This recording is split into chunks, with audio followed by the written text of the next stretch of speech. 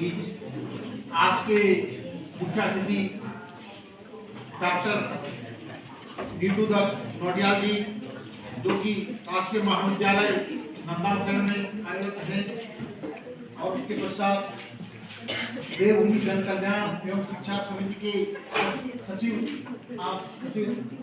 अध्यक्ष श्री अशोक चौधरी जी एवं हमारे ज्येष्ठ एवं श्रेष्ठ विदुषी मैडम 12वीं के पश्चात आप कौन सा कैरियर चुने, कौन सी फैकल्टी चुने, जिसमें कि आप लोगों को सही मार्ग मिले। विद्यालय इस महाविद्यालय के प्राचार्य प्रिंसिपल सर राणा सर और देवभूमि जल कल्याण एवं शिक्षा समिति के संस्थापक श्री अशोक जी, और इसी मामले टाइम बहुत कम है। जैसे हम करियर काउंसलिंग हम लोग करते हैं, यानी आपको मेन है कि बच्चा हमारे यहाँ आपने देखा होगा, हम लोग डॉक्यूमेंट में बहुत पढ़े लिखे हैं, डॉक्यूमेंट में जबकि इन जगह 80% 84% हमारा साक्षरता है, लेकिन जब रियल में अंदर कितनी एबिलिटी है, क्या अगर मैंने 12th करा है, अगर मैं साइंस से 12th हूँ तो क्या मैं उसके लायक हूँ कि मैं उसको रिप्रेजेंट कर सकूँ अपनी कंट्री को आगे, या मैं डॉक्टर बनना चाहता हूँ उसके लिए मुझे क्या क्या चीज़ें होनी चाहिए। सबसे पहले आपको अपने इंटरेस्ट लेना। हो सकता है मेरे पेरेंट्स कुछ बोले कि आपको डॉक्टर बनना है, बताओ मैं सोचता हूँ कि मैं तो स्पोर्ट्समैन बनूँ, लेकिन आपने देखा होगा सचिन तेंदुलकर और आपको देखा उसको कहा जाता है कि भैया तुम एक टीचर बन, तो क्या या उसको बोला जाता है तुम एक संगीतकार बनो, तो क्या वो बन पाता, क्या आज इतना फेमस नाम हो पाता? कभी नहीं हो पाता। वो जितनी बड़े आप वो देखते हैं, गायिका देखते हैं, वो उनको बोलते हैं जो आपका फील्ड है, आपके अंदर ईश्वर ने एबिलिटी दी है, उस एबिलिटी को आपको समझना है।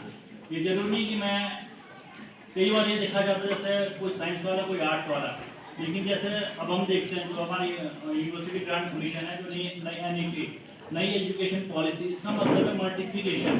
आपको नॉलेज सिर्फ आपको साइंस नहीं चलेगा, जो आप उच्च शिक्षा में आ जाए, सपोज आप साइंस से हो, साइंस से करा और आप साइंस से BA करना चाहते हो, तो आपको आर्ट्स फैकल्टी का सब्जेक्ट लेना जरूरी है। और जो फाउंडेशन थी कि पहले अगर आप सिर्फ साइंस की सोई, और जो दूसरा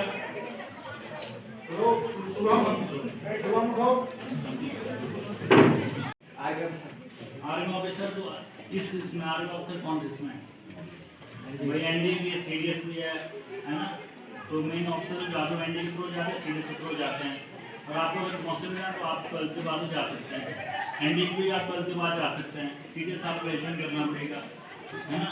और कोई पहले पता होना चाहिए क्या आपकी क्वालिफिकेशन है। जैसे आपको NDA में जाना, तो NDA के लिए क्या चाहिए? साइंस चाहिए, टीचर जरूरी है। और दूसरा, अगर आपको सिर्फ आर्मी में जाना हो, आर्मी में आप चाहते हो कि मैं आर्मी के बहुत बड़े स्तर है, तो सबसे कांस्टेबल हमें स्टार्ट करते हैं, कांस्टेबल चाहते हैं, तो सबसे पहले आपको अपना ड्रीम बढ़ा रखना। सपोज अगर आप चाहते हो कि मैं पेड़ पे शिखर में जाऊँ, तो आपको पहले जड़ पे जाना पड़ेगा उसका, ये बहुत जरूरी है। मैंने साइंस नहीं पढ़ी है, मैं संस्कृत पढ़ा, मैं बचपन से आफ्टर मैं 6 से लेकर संस्कृत पढ़ी हूँ, मैं संस्कृत विद्यालय से पढ़ा हूँ। हमेशा मुझे कहते थे कि भैया आपको पंडित, मतलब कि मेरे को इसलिए पढ़ाया गया था कि आपको पंडित बनना, ठीक है, लेकिन कोई भविष्य कोई डिसाइड नहीं कर सकता कि इसका भविष्य कहाँ जा रहा है। सिर्फ आपको गाइडेंस और आपको अच्छे टीचर, और आपको दो लाइफ में 2 चीज़ें याद रखना, एक अच्छा मित्र और अच्छा टीचर आपको अच्छी राह दिखा सकता है। तो मैंने पहले मैं अपने आपको थोड़ा सा 2 लाइन बता रहा हूँ अपना, क्योंकि आप मेरा एक बैकग्राउंड है बिल्कुल जैसे आप लोग यहाँ बैठे हो, मैं प्राइमरी गांव से पढ़ा हूँ, मेरा कलकत्ता डिस्ट्रिक्ट है, उत्तराखंड का ही, और मैं प्राइमरी स्कूल से पढ़ा।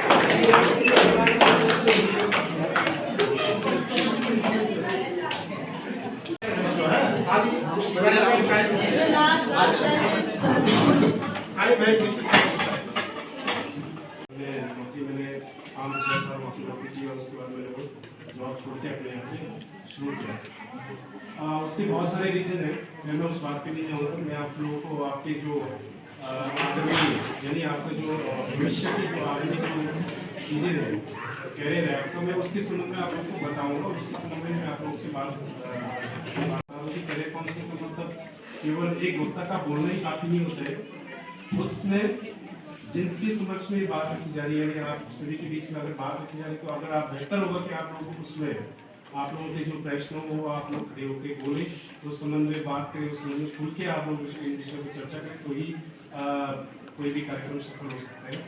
अन्यथा ऐसे कार्यक्रम तो होते रहते हैं, उसमें कोई बड़ी बात नहीं है। और मेरा कि जैसे कि बताना ये है कि सबसे पहले आप लोग अपने कॉन्फिडेंस जो आपके है उसको थोड़ा सा आप लोग बढ़ाने की कोशिश कीजिए। ये नहीं कि मतलब कोई आया है मैं बात रखूँ, या कोई अभी हमारे डॉक्टर साहब आए थे, उन्होंने बहुत सारे संबंध में आप लोगों को बहुत सारे विषयों पर बात की। ये लैंग्वेज सब्जेक्ट जो हमारा होगा शायद हम उसमें अपना करियर नहीं बना पाएंगे, या फिर जो दूसरी लैंग्वेज है उसमें हम दूसरा कर पाएँ, तो ये थोड़ा आप लोग माइंड से हटा दो अपने। दूसरा मैं आप लोगों को ये बता दूँ कि जैसे हम लोग यहाँ से एक लेके चलते हैं कि अगर सरकारी नौकरी करते हैं तो आने वाले समय में आप लोग देखोगे धीरे धीरे सरकारी नौकरियों जो सरकारी जो संस्थान है वो सारा प्राइवेटाइजेशन हो गया, मतलब वो सारा प्राइवेट गैर सरकारी हो गया। उसमें क्या पड़ गया कि किसी कंपनी को दे दे, गवर्नमेंट का जो काम है वो किसी कंपनियों को मिल गया है। तो यानी वो कंपनियाँ, प्राइवेट कंपनियाँ सरकारी गवर्नमेंट की जितनी भी एजेंसियाँ हैं अभी, जैसे IT का हो गया, आपका अकाउंट्स के लेवल बहुत सारी चीज़ें हैं, तो उनको आप प्राइवेट कंपनी करते हो। आने वाले समय में हो सकता है कि जमीन मतलब यहाँ पे ऐसा कुछ भी नहीं था। मैं बहुत बार आके जाता था तो देखा कि यहाँ पे 1-2 दुकानें हैं और इस टाइप का जैसे हम लोग अभी काम कर रहे हैं इस टाइप का कुछ था नहीं। तो मैंने ये इसलिए लिया कि मुझे चाहिए कुछ मिले नहीं, लेकिन मैं जो बड़े क्षेत्र के लोग हैं उनसे मैं थोड़ा सा संपर्क होगा या यहाँ पे कुछ मुझसे हो सकता है, तो मैं उस लिहाज से कुछ काम शुरू करूँगा। उसके बाद हमने अपनी यहाँ पे एक संस्था खोली और प्राइमरी लेवल पे कुछ शिविरों का आयोजन करता हूँ। जैसे अभी छुट्टियाँ पड़ेंगी तो उसमें हमारा एक बौद्धिक विकास का एक कार्यक्रम चलता है पूरे सत्र में, हर साल हम इसको करते हैं। उसके बाद हमारे कंप्यूटर जहाँ से जिन स्कूल में कंप्यूटर ऑनलाइन के माध्यम से ऑफलाइन के माध्यम से उन विद्यालयों में कंप्यूटर फ्री निःशुल्क कर रहे होंगे। तो मैं अभी तक ये 5 साल से कर रहा हूँ और आज पे मौका मिला है कि आप लोगों से थोड़ा सा इस नंबर पे बात करूँ। तो मेरा क्योंकि IT फील्ड से है तो मैं ज़्यादा उस चीज़ का अनुभव रखता हूँ और उसके संबंध में आप लोगों को बता दूँ कि उसमें कौन कौन से अपॉर्चुनिटी आगे है, आप किस किस क्षेत्र में उसमें जा सकते हो। यहाँ पे अभी तक होता क्या था कि हम लोग एक पता होता था कि अगर कौन सी नौकरी करनी है, कौन सी नौकरी करनी है, उससे ज़्यादा कोई जाता नहीं था। हमारे यहाँ SSC है, UPSC का बहुत सारे संस्थान है, बहुत सारी चीजें बताई गई हैं सबों के द्वारा। आशा है कि आपको पता होगा। तो मैं ये चाहूँगा मैं कुछ प्रश्न पूछता हूँ तुमसे, क्या सीखा तुमने अभी तक, क्या समझा, ठीक है? अब मुझे ये बताओ कि पॉलिटेक्निक का पेपर कौन से बच्चे दे सकते हैं, कौन से क्लास वाले? एक दे दो, एक।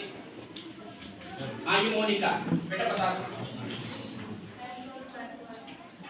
10th और 12th वाले बच्चे। और कोई? अरे और कोई?